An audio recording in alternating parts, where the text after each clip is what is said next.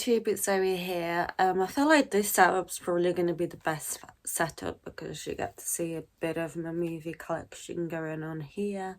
That's not all the movies I own, but that's like some of them and some of my little Funko Pops over here.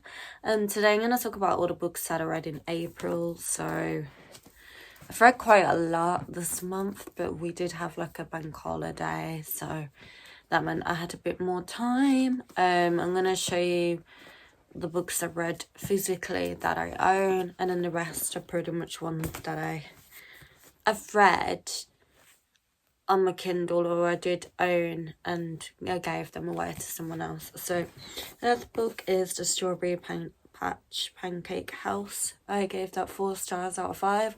It's just like a nice, easy, little fluffy yet spicy romance book. This is book 4 in the series, so I can't really say too much about it, but I enjoyed it. And if you've not read this series, the Dream Harbour series, I highly recommend you go and read it because the 5th book comes out in September, so you've still got a bit of time to catch up.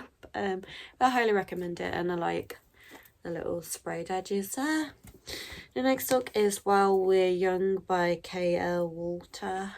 I've read all of her books before, but this is kind of like Ferris Bueller's Day, but like in modern time, and it's more young adult romance. But I enjoyed it. I had a great time, and I give it 4 stars out of 5. Next book is Never Lie by Frida McFadden. I read this book before, like ages ago, but it was the book club picks book to read, so yeah, I gave it 4 stars out of 5. I'm not going to say anything too much about it, just because I am in a book club, so I don't really want them to know other than that I enjoyed the book.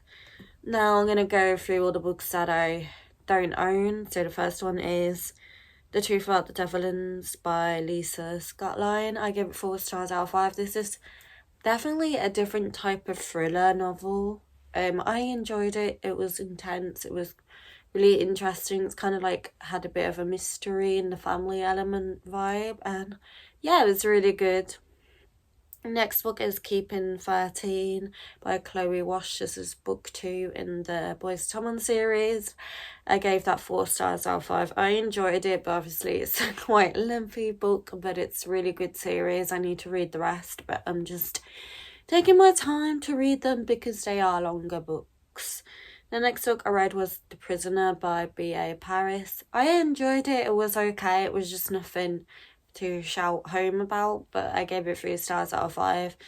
A fun thriller. So yeah, the next thriller book is Murder Island by James Patterson. I gave it 3 stars out of 5. I like the first book in the series a lot better than this one. This one was just okay. It was just a bit bland. Like, nothing really interesting happened, but it was okay. The next book I read was Scythe and Sparrow.